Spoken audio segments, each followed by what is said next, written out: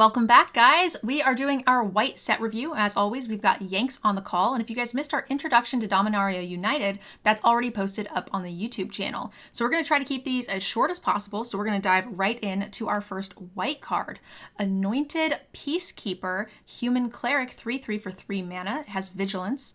And whenever Peacekeeper enters the battlefield, look at an opponent's hand. Then choose any card name. Spells the opponent's cast that of the chosen name cost 2 more. Activated abilities of sources with the chosen name cost 2 more to activate unless they're mana abilities.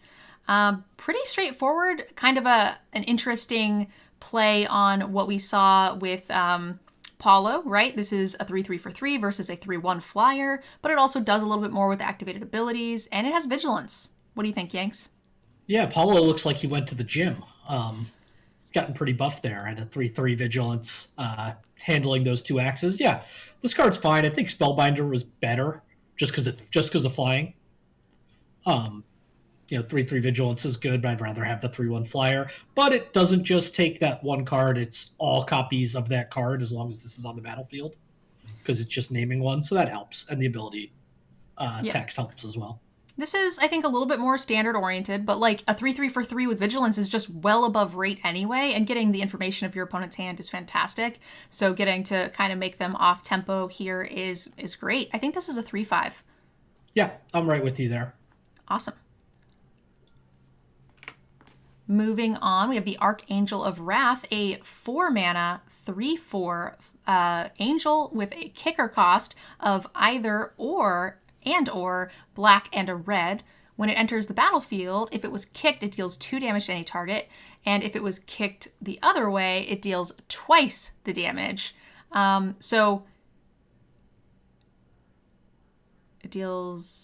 If it was kicked twice, it deals 2 damage, yes. So it can do separate targets, so 2 and 2, but up to 4 to the same target. And regardless, it's a flying lifelinking 3/4 for 4 mana, so this is just fantastic. Yeah, we've got a series of these cards in Dominaria United, reminiscent of Apocalypse, where you had the Volver cycle with the enemy-colored dual kicker costs. Yeah, I mean, this is a 4 mana 3/4 flyer that's going to kill something if you pay the kicker, or especially if you kick it twice, and you gain the life from that damage as well before you even get it to combat for life. Like, this card's great. And it's also important to note it says any target, so it could just, bolt to the face or, shocks to the face and get some good damage in should they not have anything that's within killable range. Like if you only have one of the colors and they have a bunch of X3s, you can still shock them if you have the extra mana, which seems great to me. Yeah, it doesn't waste the damage and you still gain the life.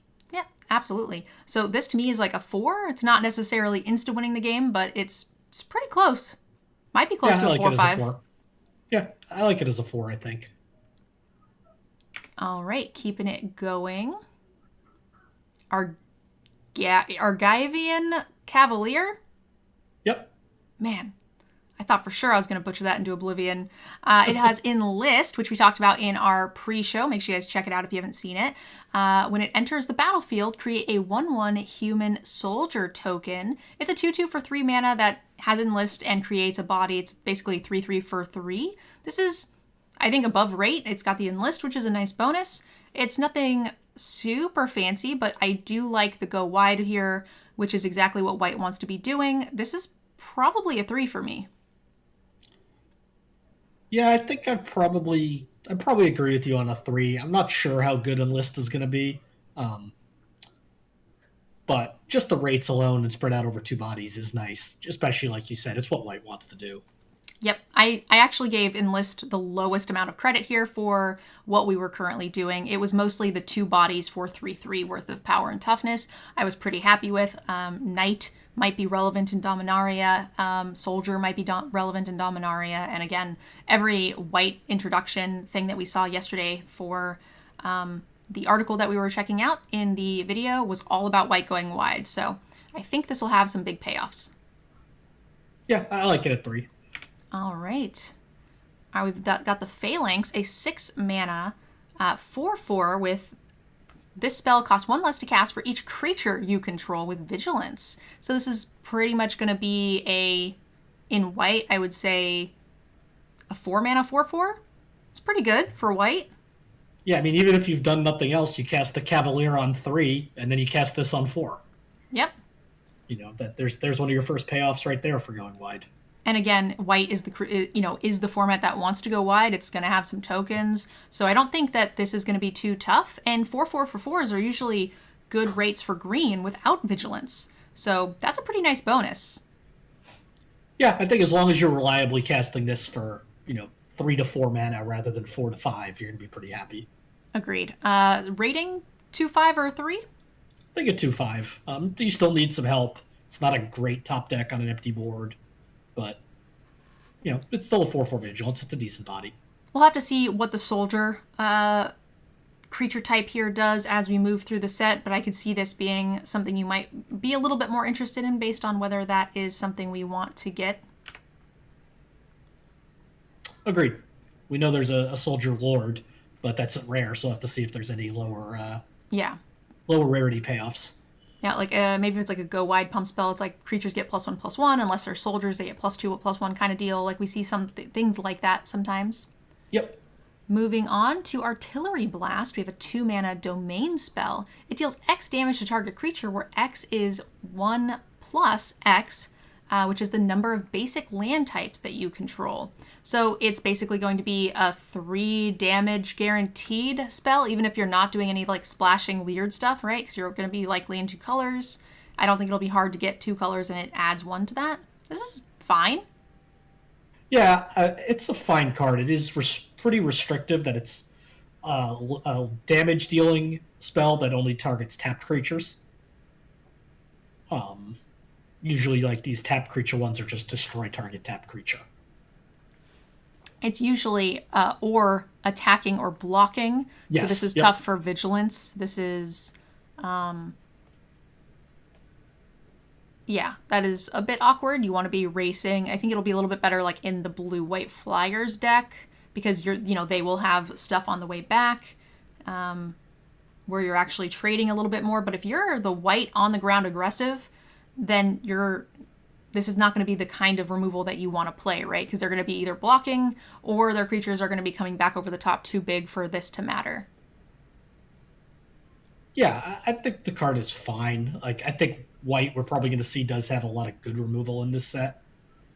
So that kind of knocks it down a little bit. But on its face, it's an okay card. Deal 3 to a tapped creature. Yeah, it doesn't hit vigilance things that attack, but it does hit utility creatures that tap. So there's a little bit of a trade-off there, or things that are enlisting. Mm-hmm. Yeah, I'm a little underwhelmed with this. It being tapped. I mean, if you have any sort of domain stuff going on, I think it gets a little bit of a boost. But this is probably a 2/5 for me in most decks. Yeah, I agree. Probably better in domain decks, worse in the really aggressive decks that need to be able to kill blockers. All right. Benelish Faith Bonder, a human cleric, 1/3 for 2 mana with vigilance and enlist. 1/3 with enlist is actually kind of interesting stats. I don't hate it. It's a human cleric. Both of those things might be relevant. There is a cleric lord as well. It's fine. I think enlist will be okay. It's probably just a 2 for me. Yeah, I think it's a 2. There's really not much else to say about the card. It's just kind of medium. Agreed. Benelish Sleeper, 2 mana, 3/1, Ferexian human soldier with a black kicker cost. When it enters the battlefield, if it was kicked, each player sacrifices a creature. Now, this doesn't say each opponent, so that's a little awkward. But, I mean, we play 2 mana 3/1s just normally in a lot of our white aggro decks. So if we are, happen to be in black, great. If you have some tokens to sack with, our go wide stuff, which is neat. I mean, it's like a 2/5 for me. It's usually like a 2, and it's got some flexibility there. Yeah, I think this card's pretty good. It's just good in an aggro deck on its face as a 3/1 for 2. Again, we've said soldiers might be relevant. And then the kicker cost, if you're in black-white, you get the option to play it with the kicker when it's relevant. If it's bad, don't you just play it as a 3/1. The flexibility is pretty nice, and you're in the color that's making tokens. Well, in most formats, I wouldn't say a 3/1 vanilla for 2, even in an aggro deck, is good. I would say that it's fine. I usually want them to be able to do something else. Yeah, but agreed. But I think this is a pretty powerful something else. Yes, but you were just saying on its face without that, you were saying it's a 3/1, which is good. And I was just a little confused because that has never been our rating previously. Yeah, so I think this is like a 2/5. If you've got a lot of token generation, it's going to be good. If your opponent is taller versus wider, it'll be good. But there's also a chance it just is what it is, and it like eats their 1/1 for your 1/1 in a lot of like go wide mirror matches, which I think we're going to see a lot of in this format. So I think it's like a 2/5 with some upside depending on the matchup. Yeah, I think that sounds about right. Captain's Call, 4 mana for a sorcery, create 3 1/1 human soldier tokens. You guys, dust off those human soldiers that you got from cool stuff because you're going to need them. There's soldiers all over this set, so I'm really excited that me and Hammy are going to get to play Magic with you guys. Look at this guy. Look at this little perfect human soldier. No, but these are just soldiers. You can't use human soldiers. What? It says human soldier? God damn it, it does say human soldier. It's fine. This is sorcery speed, so it's a little more underwhelming for me personally, but I mean, we have cards like the last one that really want us to be sacrificing things, want us to go wide, then these are often playable. The last time in Dominaria, we saw a 4 mana, was it instant, that made 2 Vigilant Knights? No sorcery. That was also sorcery. I feel like that was a fair amount better than this, so this feels pretty underwhelming, but in the right deck, I think we'll need this. Yeah, I think it'll be pretty obvious while you're drafting or playing sealed if you want this card or not. If you have the payoffs, you run it. If you don't, then just stick it in the sideboard. Yep. I think this is probably a 2 for me. Yeah, I think it's a 2 and you'll know when you want it. Yep. All right. Charismatic Vanguard, 3 mana for a dwarf soldier. It's 3 mana for a 3/2 for 5 mana. Creatures you control get +1/+1 till end of turn. So this is similar to like the unicorn that we just saw in the alchemy set, which is fine. It's an on-rate creature that's got you a nice little mana sink at the end to help go over the top, which I'm always a fan of in creature-heavy decks. There was a unicorn? Yanks, we all know you didn't play the alchemy set. It's fine. You definitely watched me play it, so I know you know there's a unicorn. I vaguely remember something with a horn on it. Rating-wise, I think this is like... I think they get worse in multiples. Like, it's above filler for me because it is the kind of ability I want to have access to. It's just kind of a 3/3 for 3 that, or 2... an on-rate creature that gets slightly better in the late game. So it's like a 2/5 or a 3, but you don't want a ton of them for me personally. Yeah, I think I've got it as a 2/5. Maybe this is just a bit of the way the alphabet's structured, but is White going to do absolutely anything else other than go wide? I don't think so, which is why I gave single card. Which is exactly why I gave it that half-point bump, just because I think that this is exactly what White is trying to do. I might never play White in this format. I'm going to play a lot of White. All right, Citizen's Arrest. We have a 3 mana enchantment. When Citizen's Arrest enters the battlefield, exile target creature or planeswalker an opponent controls until Citizen Arrest leaves the battlefield. Great. So we have just our regular O-ring, but it can hit planeswalkers, which can be relevant. Whether or not it is or isn't, whatever, that's fine. Yeah, these are always great to play. This is just White's premium removal. It is double white, so it's a little tough, but I'm still happy with that. What do you think, Yanks? Yeah, these cards are always great. Premium removal. The double white's interesting, but it's not going to really stop anyone from playing this card. Certainly not. Rating-wise, what do you think? And this is White's premium removal, and it's pretty good. It's probably right between that 3/5/4 range. Yeah, I think we're going to have to see, the formats have been having a lot more main deck artifact enchantment removal kind of built in lately, so I think it's been kind of lowering the value of these a bit from what I've seen, but you never know. Usually I would say this is closer to a 4, but yeah. We will see what the artifact enchantment removal looks like main deck wise. All right, moving on to Cleaving Skyrider, 3 mana 2/2 human warrior with flash and kicker, 2 and a red.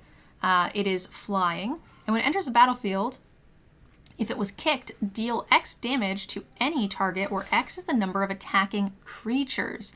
So this is interesting in that you it doesn't say attacking creatures you control. So you can flash in on their combat step and get them based on their attackers, or you can flash it in during your attack step and get them that way as well, which is pretty cute.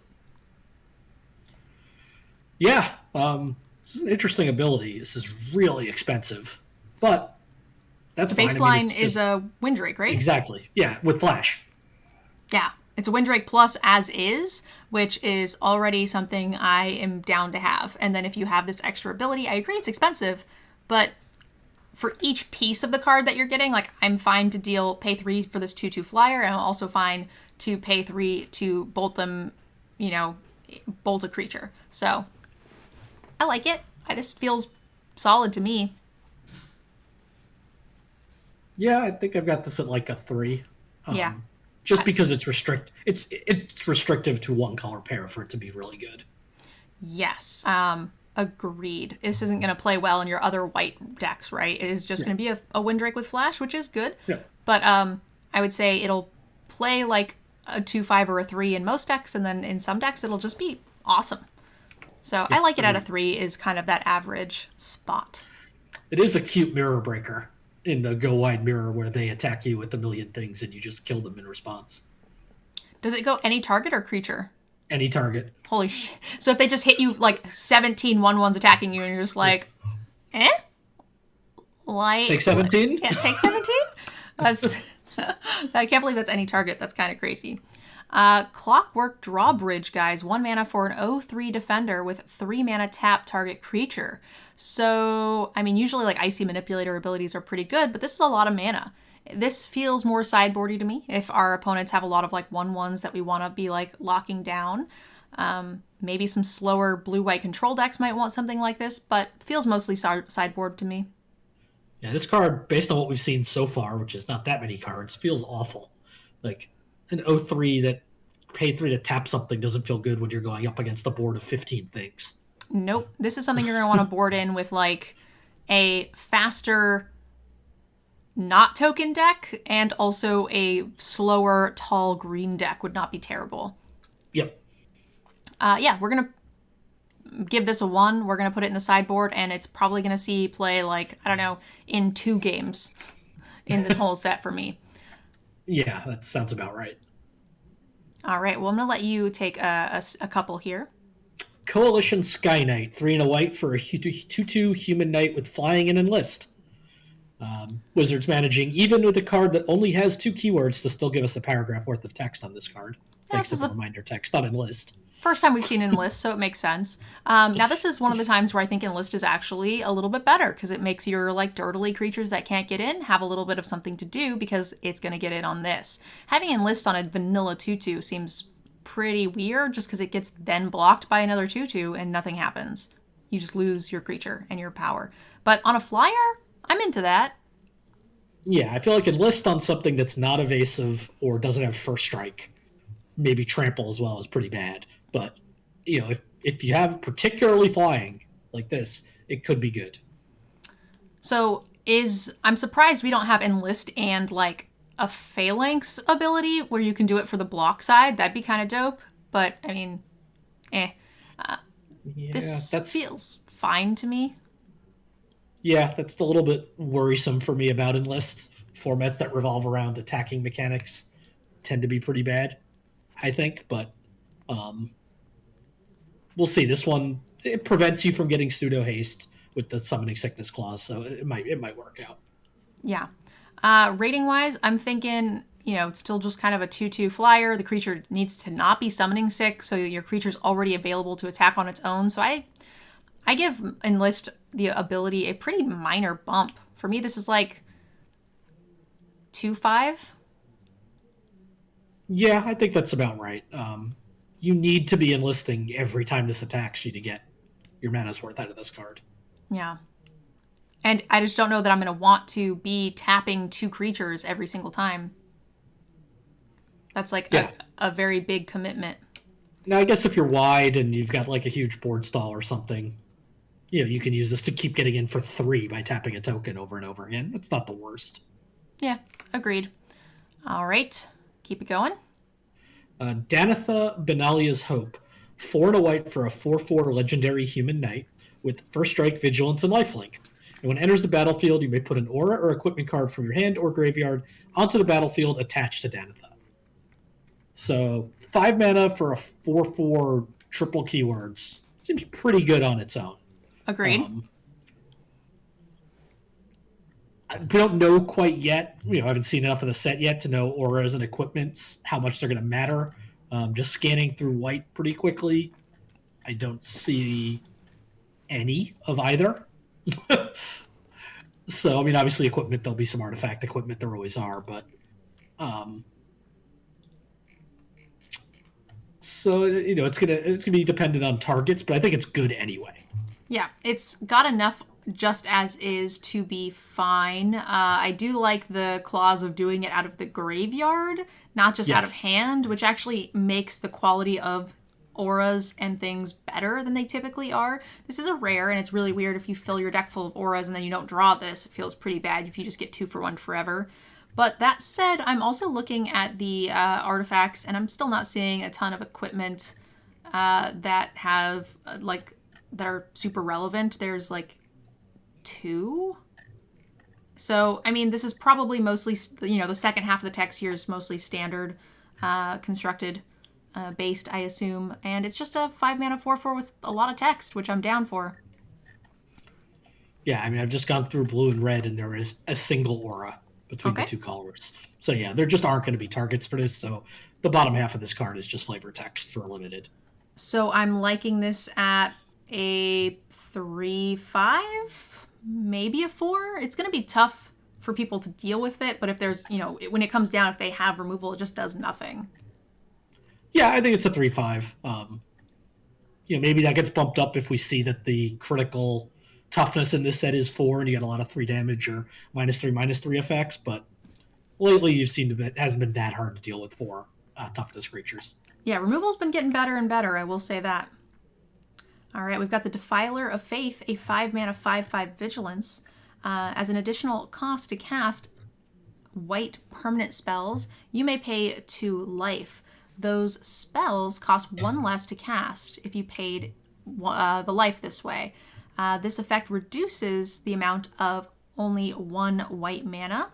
And then whenever you cast a white spell, create a 1/1 white soldier token. 5/5 vigilance for 5 is great.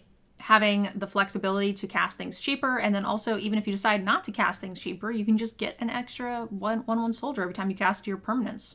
I love it. Yeah, the Defiler of Faith is part of a cycle. Every color has one that has that same you may pay 2 life ability, replacing a colored pip with a Ferexian pip, basically. There's nothing not to like about this card. Now, it doesn't really affect the board when it comes down, so I feel like this is still a 4/5 for me. It's, if it's answered, it didn't do much. But if they can't answer it and you sit in a board stall, it's going to pull you ahead and win you the game. So for me, it's a 4/5.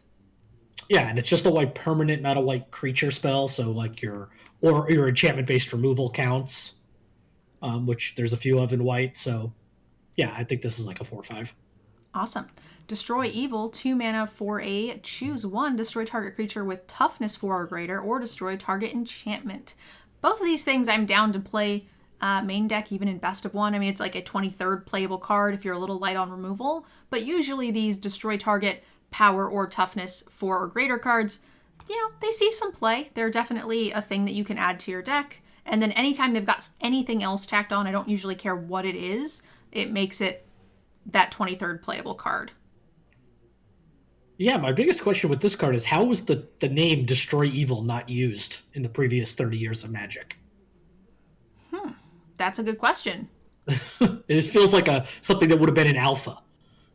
But no, this card's good. You get 2 modes of cards that you don't always want to play, or they're their 23rd card type effects put together. It's going to make it in a lot of your decks, especially with the amount of enchantment-based removal in white. Absolutely. Rating 2/5? Yep, I think it's a 2/5, and definitely goes up in value in certain matchups. Don't be afraid to sideboard this card out too if you don't see targets, against a aggressive Boros deck. Griffin Protector, 4 mana for a 2/3 flying Griffin, that whenever another creature enters the battlefield under your control, Griffin Protector gets +1/+1 till end of turn. So 4 mana attacks like a 3-powered creature in most white decks, because you're going to be playing creatures most turns. I think this is fine. Yeah, and in white, it's not going to be that hard to get 2 or 3 triggers a turn with some of these things that make multiple bodies. Absolutely. This, to me, feels like the average deck. It's a 2/5, but in some decks, it's going to play much, much better. Do you like this more or less than the Sky Knight we just saw a few cards ago? I don't know. I already forgot what the Sky Knight did. The 2/2 flying enlist for the same mana cost. Oh, I like this more.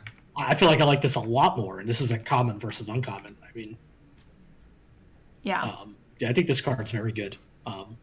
Better the more multiple creature generators you have, but always playable. Yeah, I mean, I could see one being much better. Like, I could still see the Sky Knight being better in a particular deck, but I think this will be better in the average deck. Yeah. Based on what it is white is trying to do. So I think that this is like a 2/5/3 and plays very well in most creature-heavy decks. Yeah, I think I'm leaning towards 3 just because I think that's going to be probably every white deck. I can see that definitely being the case. Guardian of New Benalia, 2 mana human soldier. It's a 2/2 with enlist. Whenever it enlists, scry 2, you can discard a card and it gains indestructible until end of turn and tap it. So that's pretty sweet. It can attack as a bigger thing. You can discard a card to make it indestructible, so they can't really block it very well. We've seen cards like this before. I don't like having better options for Greasefang, but, here we are. That's the world we're living in. Yeah, I think this is a very playable card. It's a 2/2 for 2 that can scry. I like the scry mechanic a ton. Yeah, this card is just a nightmare to block if you have anything to enlist, because it's you're going to try to be trading for it. You're really trading for a random card in their hand that they don't care about. Yeah. And they're scrying in the process. Yeah, this card's going to be good and really annoying to play against. Absolutely. Now, it does kind of drain them out of resources, but so long as, as long as you have something in hand, then make sure you guys are holding some extra lands with this card. I think it's 3/5.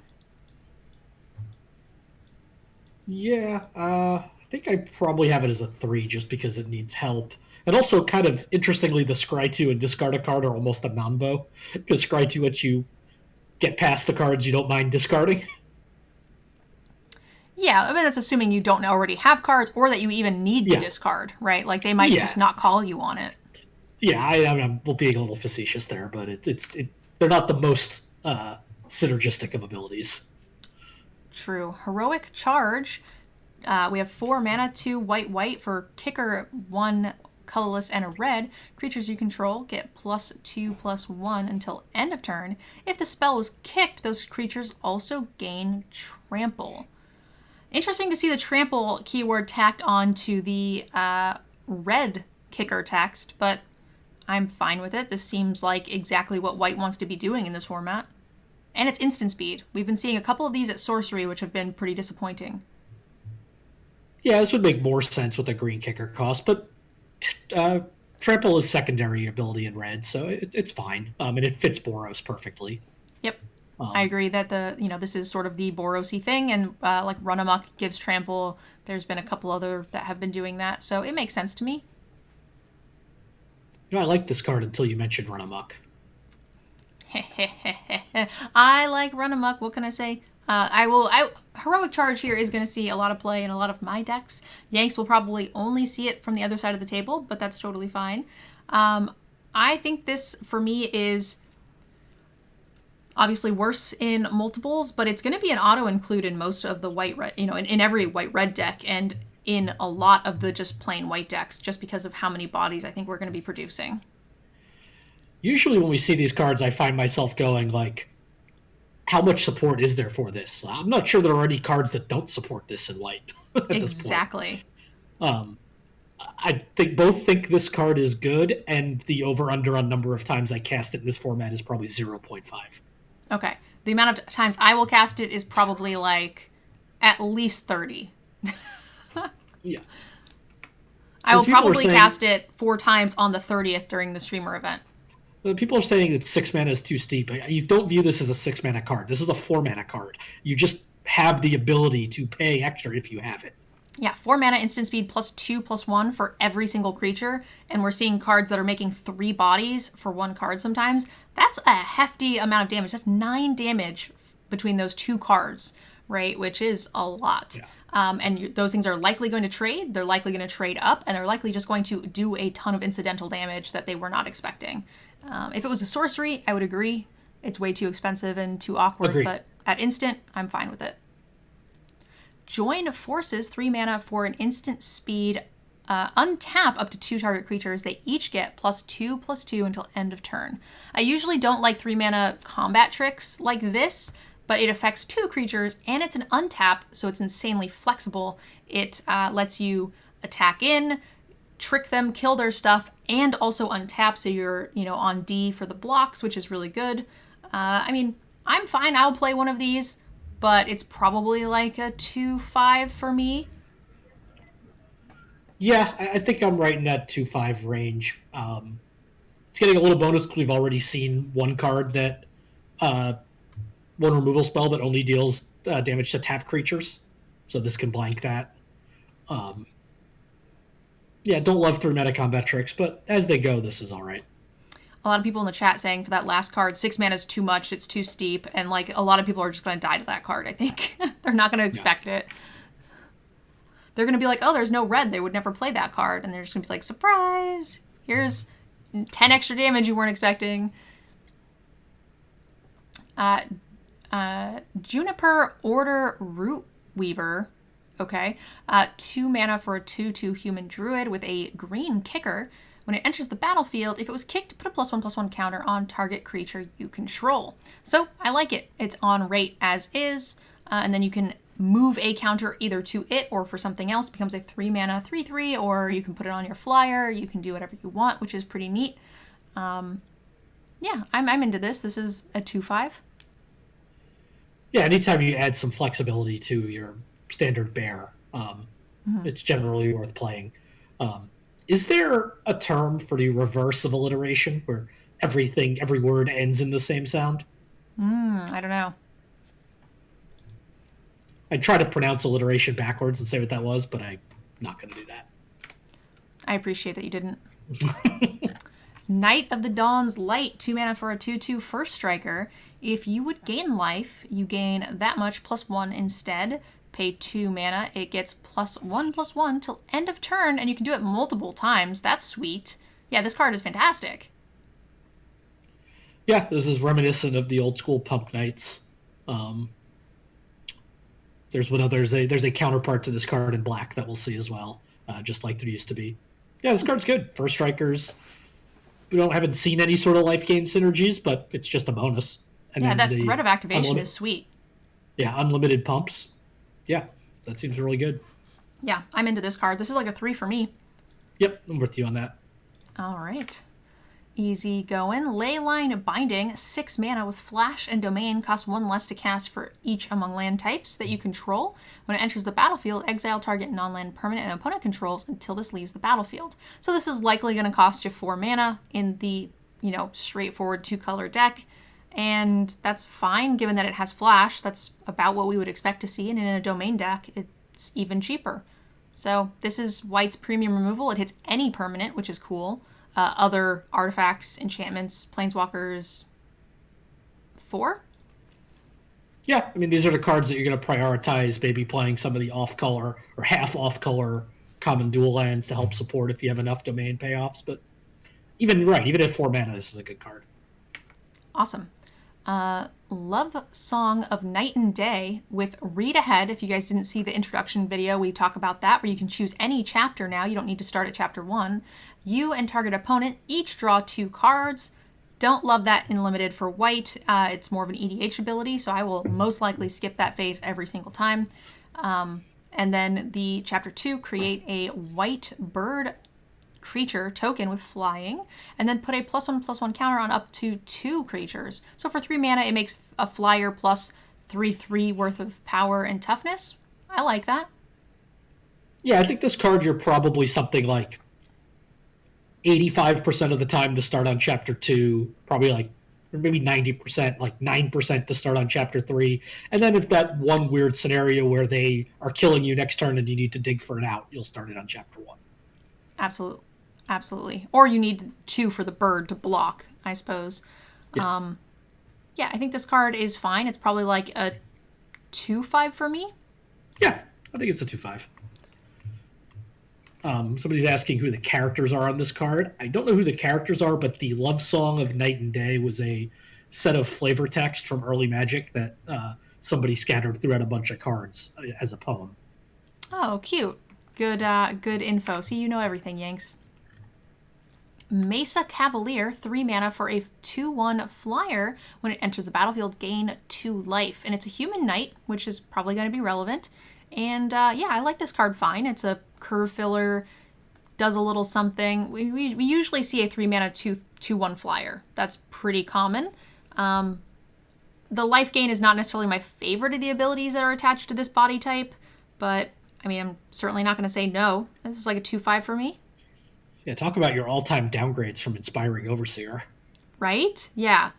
Not close, right? Like 1 extra life for no For card. a card. Card's fine. We haven't seen any 1/1 spirit flyers or 1/3 flyers yet that would brick this card. So it's probably for the most part, it's probably going to be like a 2/2 flyer. Yeah, it depends if there's like a 2 mana 1/3 spider. Yeah, that as well. That would be poopy. Or a Chandra's Pyrohelix, 2 damage to 2 targets kind of thing. Yes, there are definitely things that can punish the 1 toughness. Yeah, I agree. This is significantly worse than what we've been seeing for this creature slot in the last couple of sets, but it's probably still a 2. Yeah, I've got it at 2. Cool. Phyrexian Missionary, 2 mana for a 2/3. I'm listening. That's already pretty good. It also has lifelink. Okay, I'm in. This is already playable. We don't need to read the rest. But you can also kick it for 2 more when it enters the battlefield. If it was kicked, return target creature card from your graveyard to your hand. This is just an uncommon? Yeah, outside of some rares, this is probably the most efficient kicker card we've seen. Wow. Just 1 in a black for a free Raise Dead. I'm in. And it's already a well above rate creature. Yeah. It's a 2/3 flyer for 2 mana with a keyword. This card is fantastic. This is like a 3/5.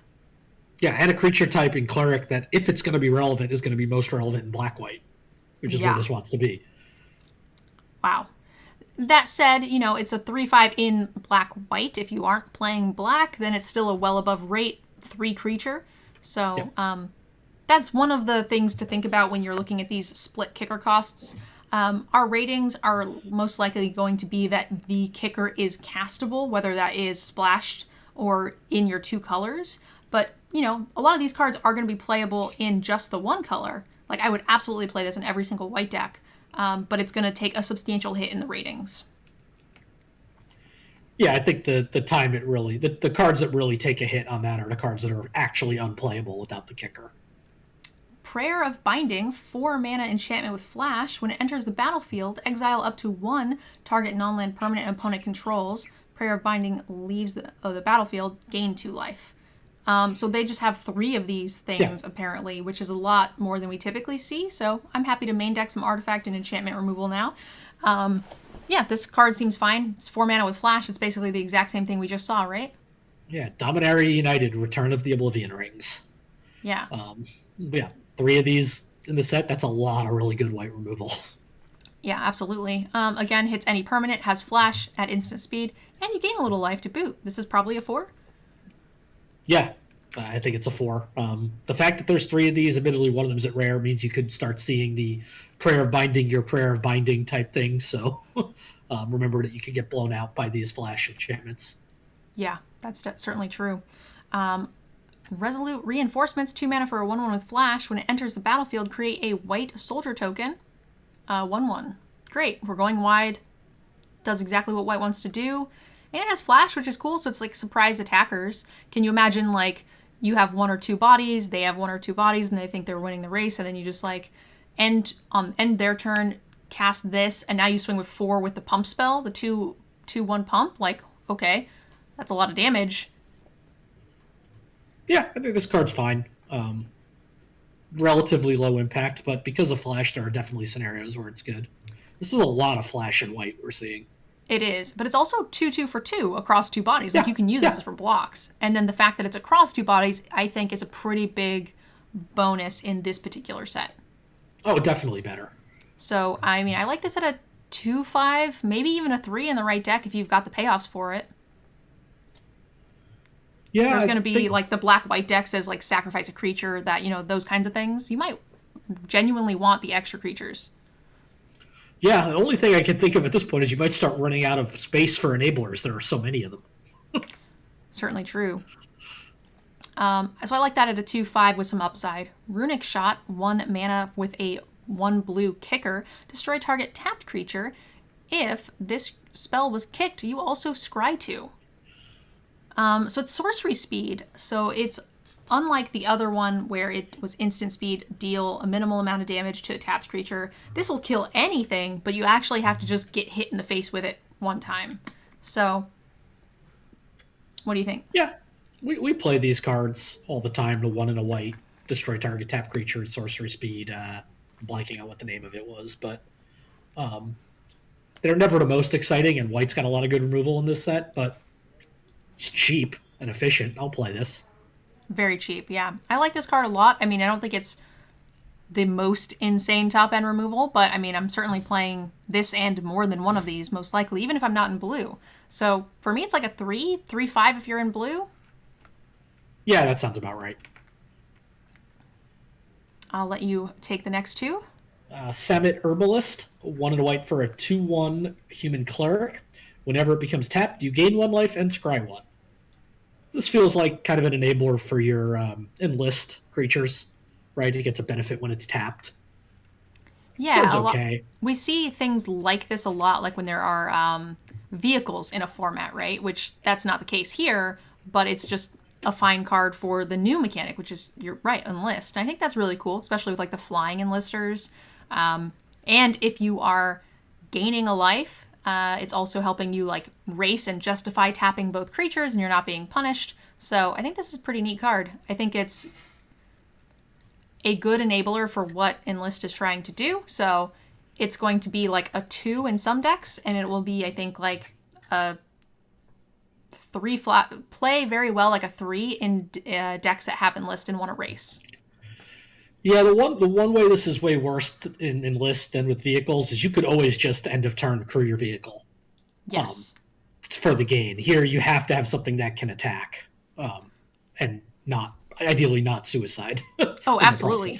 I think it's definitely worse than in the sets with crew, but that's when you tend to see these abilities where it's like when a creature becomes tapped, do a ping damage. But I think this ability is actually quite good. Yeah, I think the card's fine. But to me, it's just like a 2/5 in Endless decks. Yeah, sounds good to me. Sarah Paragon. Oh, sorry, go for it. Sarah Paragon, 2 white and a white for a 3/4 flying angel. Once during each of your turns, you may play a land from your graveyard or cast a permanent spell with mana value 3 or less from your graveyard. If you do, it gains when this permanent is put into a graveyard from the battlefield. Exile it, and you gain 2 life. So this is like Luris's Super Saiyan form? Yeah, Luris turns into this giant badass angel. Cool. It's also a huge beater on its own. It's a 4 mana 3/4 flyer that gives you infinite value. I mean, it's definitely a mythic, but this is... because if you're playing it on 4, it might not impact the board if they have the removal. But, like, I'm going to kind of assume that you could just play this on a turn where you can also just get something back. And if you're getting something back, I'm down to give this a 5. Yeah, I agree. This random life gain stapled onto it. Note that this card doesn't still have to be in play to gain that life. And also, unlike some cards, when the card that gets it leaves the battlefield, sometimes those cards also do, sort of like the Crimson Vow... Olivia, yeah. So it doesn't even have that clause. So yeah, this is just a 5 for me. Yeah, this card's fantastic. If they have the answer, okay, it played like a 4, but it's also just going to win you games. Yep. Shalais Acolyte, 5 mana for a 3/4 with kicker 2. It has flying, and if it was kicked, enter the battlefield with 2 +1/+1 counters on it. So it's a 5 mana 3/4 flyer or a 7 mana 5/6 flyer. Yeah, I mean, I like the flexibility. Yeah. I mean, the last card was a 4 mana 3/4 flyer just on its body, but that's a mythic. So Green. 5 mana 3. Green also gets to 7 mana much quicker. Yep, and it's a cute callback to the original Shalai that was a white creature that had a green activated ability to put counters on things. I like Shalai. What are you thinking rating wise? To me, this is like a 3? Yeah, I think it's a 3. Cool. Stall for time. We have a 3 mana with a kicker of 2. At instant speed, you can tap up to 2 target creatures. If the spell is kicked, put a stun counter on each of them. That means they don't untap. And then you also draw a card. It replaces itself. I'm into that. I'm into this, but I think I'm probably only into this in blue-white. Agreed. I was actually thinking the exact same thing. There might be a Boros deck where I'm thinking, okay, I get to redraw and also get in a bunch of chip damage anyway. Sometimes I play these, right? Like the deal 1 damage to 3 things. Yeah. They can't block. That's a great finisher in some of those decks. And this feels very similar. It's not quite as strong, given only 2 targets. But the fact that it redraws itself also kind of helps you keep your foot on the gas. So you're not also being punished for playing it in the card slot. Yeah, I also realized for some reason in my head I read this as you got the stun counter, but you only drew a card if it was kicked, which is obviously wrong. So this is a little better than that. I still kind of want to only play it in blue-white, but yeah, I can see the right Boros deck wanting this, like you said. For me, it's like a 23rd playable card. You know, the right deck will want it, but not every deck. It's probably a 2/5, but a very easily likely cuttable 2/5 for me. Yeah, agreed. All right. Talk to the shield. I will say real quick before we move on, we haven't had any like 1s and 2s. Like there is like no draft chaff so far. Everything seems pretty playable. We had 1/1, the 0/3 wall. Oh, that's right. Yeah. Yeah. Take up the shield, 2 mana for an instant. Put a +1/+1 counter on target creature. It gains lifelink and indestructible till end of turn for 2 mana. That's a lot. I love it. And it's a counter, not until end of turn. So it leaves something on the battlefield. It's indestructible, which is just as good. This is like a white snakeskin veil, but also lifelink. Yeah, I mean, I think it's pretty clearly worse than Snakeskin Veil, but just for the mana cost. Just because I would always rather have a one mana combat trick and lose the lifelink, but this is still good. Yes, I feel like in limited, I agree that it's much better. Snakeskin's Veil is much better when like looking at the world of like especially constructed, but like in limited, I feel like I'm playing both of them roughly about the same. Yeah, I think this is one of the ones we disagree. I think I'm probably not going to disagree too much on the rating, but I think I play Snakeskin Veil way more than I play this. Okay, I would put this at like a 2/5 as an auto include at like 1, but I would not play a ton of them. Yeah, I think between 2 and 2/5, I do think in the right aggressive decks, this combat tricks tend to improve, and white seems to be pretty aggressive. So, I mean, even I can see this being 2/5. I like the fact that it doubles as a combat trick, but also just protects your bombs, which I'm definitely fine with. To me, it just feels very flexible. Yeah. Temporary Lockdown, 3 mana for an enchantment. When it enters the battlefield, exile each non-land permanent with mana value 2 or less until this leaves the battlefield. So it's just like a baby little O-ring for all the baby stuff. Okay. Sideboard. Yeah, I think this is just a sideboard card. And it's also kind of a nombo with what white wants to be doing. Exactly. You're going to hit a lot of your own things. But if you're in the mirror where they're making more tokens than you, sure, you could bring it in. Yeah. It kind of feels like the board clear from the D&D set, you won't know what it is, but it does the party. It felt like kind of fine, but it was actually quite bad. Yeah, I could see this also being a card you bring in, like even in like a mirror on the draw as well, if you're falling behind. For me, I'm probably not main decking it, so I'm just going to give it a 1-5. Yeah, agreed. All right, Urza assembles the Titans. Read ahead, start on any chapter. You can, chapter 1, scry 4, then you may reveal a top card of your library. If a Planeswalker card is revealed, put it into your hand, so not relevant.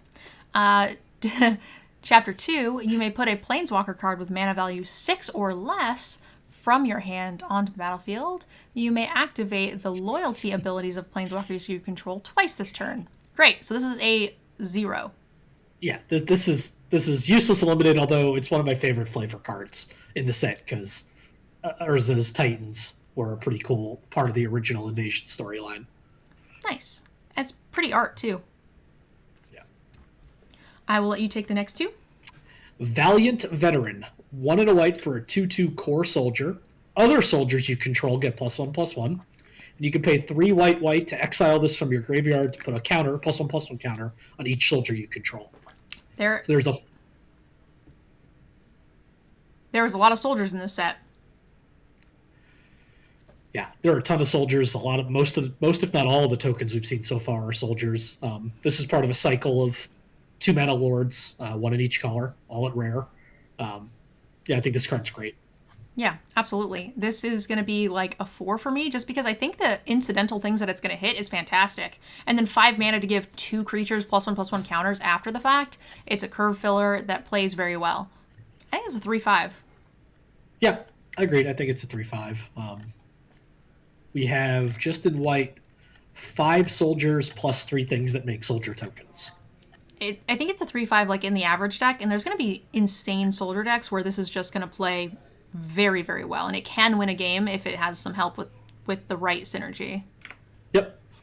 All right. And Wingmantle Chaplain. 3 and a white for a 0/3 human cleric defender. When it enters the battlefield, create a 1/1 white bird creature token with flying for each creature with defender you control. Whenever another creature with defender enters the battlefield under your control, make a 1/1 white bird flying token. 1. There is a defender's theme in this set. I don't know how well it's supported. I don't think, from my glancing, it's going to be good enough. But it's one of those decks that's kind of fun to try when it comes together. So it's like a 1, but like a 4 for the memes. Yeah, I could see, if you have 5 of these, sure, and a bunch of the other things, because they stack. Like, it's not a legendary, so if you can, get multiples of these, then that's pretty cool. But it is 4 mana, so you have to, kind of do nothing for several turns. You have to draw a bunch of defenders and hope that they just don't kill you somehow, and you don't have to chump off your defenders anyway. Yeah, but I think it's a 1, and then I will probably try to kill somebody with it at some point. Well, I think you're going to play this card by trying to kill people with the blue one, as we'll see that mills people for defender creatures. All right, so that is the end of our white set review. We managed to keep it under an hour. I'm very proud of us. Yanks, thank you very much for joining us. Anytime. And for those of you guys watching on YouTube, don't forget to leave us a comment down below and let us know what you thought of the white cards for Dominaria United. Thanks for watching, and we'll see you guys in the next video. Have a good night. I'd like to end this video with a special thank you to those of you guys who have signed up for my Patreon. Without my wonderful patrons, none of this content would be possible. If you'd like to support this content and get your name up on the Wall of Fame, you can sign up for our Patreon by using the link down below in the description. Another way you can support the channel is by using code MNG5 with Cool Stuff Inc., where you can find cool stuff in stock. They have everything you need for Magic, board games, and any of your other nerdy hobbies.